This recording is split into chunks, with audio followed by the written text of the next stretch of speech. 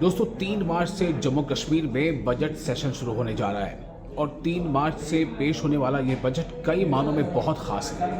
लेकिन सबसे अहम बात आपको ये बता दें कि बजट सेशन जो होगा उस बजट सेशन में बजट पेश किया जाएगा और ये बजट इसलिए खास है क्योंकि जम्मू कश्मीर में एक लंबे अरसे के बाद जम्मू कश्मीर की चुनी हुई हुकूमत वहाँ बरसरे इक़्तिदार है। क्योंकि इससे पहले आपको पता है कि काफ़ी लंबे अरसे तक वहाँ पर चुनाव नहीं हुए और एक लंबे अरसे के बाद वहाँ पर चुनाव हुए हैं। चुनाव के बाद एक सरकार वजूद में आई है, नेशनल कॉन्फ्रेंस जिसके साथ कांग्रेस का अलायंस है। ये दोनों जमातें जो बरसर इक़्तिदार हैं और जितने वादे नेशनल कॉन्फ्रेंस ने अपने इंतखाबी कैंपेन में यानी कि चुनावी कैंपेन में जो किए थे, उन तमाम वादों को लेकर के जो जम्मू कश्मीर की आवाम है वो मुंतज़िर है, वो इस बात की राह देख रही है कि इस बजट में आवाम को किस हद तक सहूलतें, किस हद तक जो है वो रियायतें मिलने जा रही हैं। चाहे वो साल में 12 फ्री गैस सिलेंडर का मामला हो, चाहे बिजली के शोबे में रियायत का मामला हो, चाहे अनएम्प्लॉयमेंट को दूर करने का मामला हो। ऐसे बहुत सारे मुद्दे हैं जो बुनियादी मुद्दे हैं। वो तो बीजेपी जम्मू कश्मीर में अलग अलग पार्टियां उठाती रहती है, चाहे वो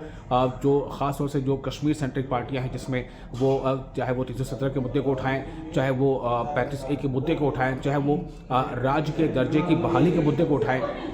लेकिन सबसे अहम जो मुद्दा इस बार सेशन में होने जा रहा है वो ये है कि उमर सरकार जो है वो क्या ऐलान बजट में करने जा रही है। ये बजट इस मायने में भी ख़ास होगा क्योंकि चीफ मिनिस्टर यानी जम्मू कश्मीर के चीफ मिनिस्टर रहते हुए बजट पेश करने वाले उमर अब्दुल्ला पहले ऐसे शख्स होंगे जो खुद चीफ मिनिस्टर भी हैं और ख़ुद वो बजट भी पेश करेंगे। ये भी उनके नाम से तारीख जुड़ जाएगी। अब आते हैं कि ये बजट सेंसेशनल क्यों होने वाला है, क्यों ऐसे आसार हैं कि हंगामा होगा और ज़बरदस्त होगा। उसकी वजह ये है पीडीपी जिस तरह से हमलावर है और पीडीपी जिस तरह से मुद्दों को लेकर के मुखर है। पीडीपी ने 3 अलग अलग जो पीडीपी की जो बिलें हैं, जो मुजवज़ा बिल है, उसने पहले से एक माहौल बना रखा है। हालांकि इसको लेकर के जो स्पीकर है अब्दुल रहीम राठौर, उन्होंने सरजनिश भी की थी। उन्होंने कहा था, इंतबाह दिया था कि ये पहली बार ऐसी गलती हुई है, इसलिए माफ़ किया जाता है। दरअसल 3 बिल है जिसमें ख़ास तौर से शराब की पाबंदी की मांग इसमें शामिल है। दूसरा, जो डेली वेजर्स हैं उन्हें मुस्तकिल करने की मांग। तीसरा एक अहम मुद्दा है वो है शराब की पाबंदी के साथ साथ डेली वेजर्स वाले मामला। और ऐसे एक और मुद्दे को जिसमें ख़ासतौर से वो जिक्र है कि जो नौजवान जो हिरासत में ले जा रहे हैं उनकी रिहाई कैसे मुमकिन हो, और ऐसे कुछ ख़ास मुद्दे हैं। तो अब सवाल ये पैदा होता है कि क्या इन मुद्दों पर पीडीपी का जो ये बिल जब पेश होगा तो क्या पीडीपी जो है इसका सियासी फ़ायदा उठा लेगी?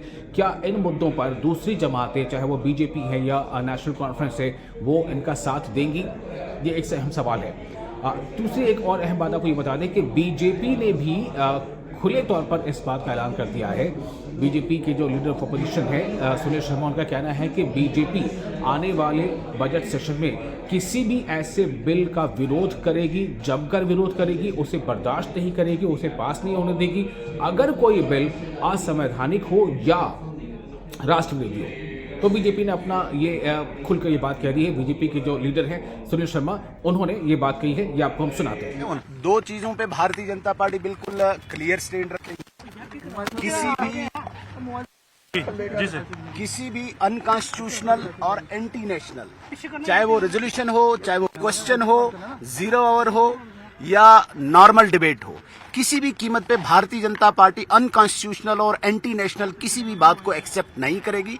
रूटीन में लोगों की बात हो हम उसे एक्सेप्ट करेंगे, लेकिन जिस प्रकार से कुछ पार्टी चुके, चाहे उस पीपल्स डेमोक्रेटिक पार्टी है, पीपल्स कॉन्फ्रेंस है, उनके मेंबरान ने जिस प्रकार को पहले ही पब्लिसाइज किया है, किसी भी कीमत पे भारतीय जनता पार्टी इन चीजों को एक्सेप्ट और अलाउ नहीं करेगी।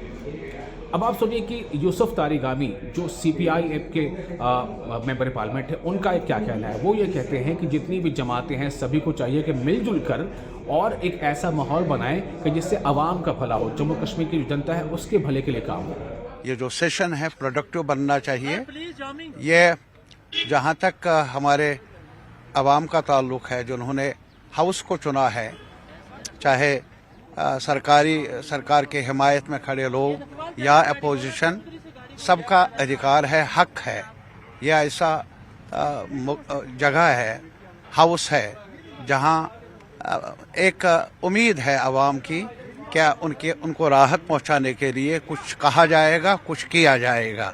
मुझे उम्मीद है कि आने वाला सेशन बहुत ही मुफीद रहेगा हमारे आवाम के लिए, कश्मीर के लिए, जम्मू के लिए, हर खिते के लिए। वही कांग्रेस का रुख थोड़ा बीच बचाव का है। कांग्रेस खुलकर कुछ नहीं कह रही है। कांग्रेस का बस इतना कहना था कि जो ये बैठकें हो रही है, यानी कि आज जो बैठक हुई है, जो अब्दुल रहीम राठौर जो स्पीकर हैं असेंबली के, उन्होंने ये बैठक बुलाई है कुल जमाती यानी ऑल पार्टी मीटिंग बुलाई है, जिसमें अलग अलग पार्टी के नुमाइंदे उसमें बुलाए गए हैं, जिसमें नेशनल कॉन्फ्रेंस से भी बुलाए गए हैं, जिसमें PDP से भी बुलाए गए हैं, जिसमें सज्जाद गनी लोन को भी बुलाया गया है, JKPC की तरफ से CPIM के यूसुफ तारिगामी भी हैं, BJP से भी नेता उसमें है।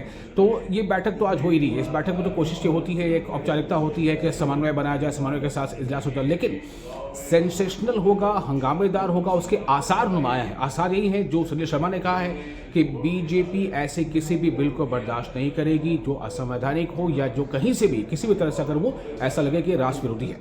वहाँ PDP अपने 3 मुजवजा बिलों को लेकर काफ़ी मुखर है। PDP उसमें ख़ास तौर से जो एंटी अल्कोहल बिल है उसका मुद्दा काफ़ी अहम है। दूसरा जो अहम मुद्दा है वो है डेली वेजेस को रेगुलर करने का।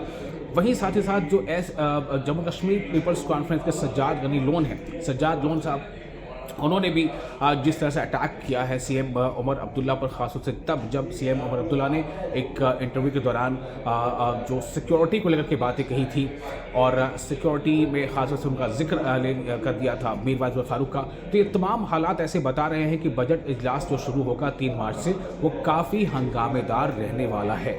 लेकिन देखना अहम ये होगा कि इन तमाम हंगामों के बीच जम्मू कश्मीर की आवाम के भले के लिए क्या कुछ निकल कर सामने आता है।